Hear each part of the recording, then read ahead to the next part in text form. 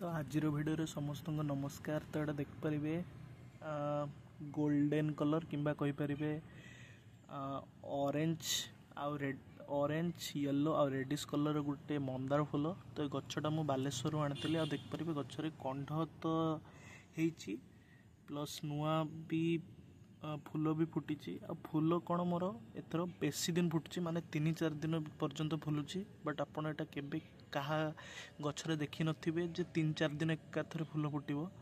तो या पछरे कारण कौन तो ये देखिपारे माटी प्रिपरेशन गछर बहुत भल होईची। माटी रे कौन पड़ची ना गोबर खत बाली माटी तापर भर्मी कंपोस्ट कोकोपीट धान गाड़ी। तो यही सब जिनस पड़े कौन गछर ऑर्गेनिकली बहुत भल से ग्रोथ हम आ फूलटा बेसी दिन फुटो आ ऑर्गेनिकली फुटिले कौन गछर ओवरऑल हेल्थ भी भल।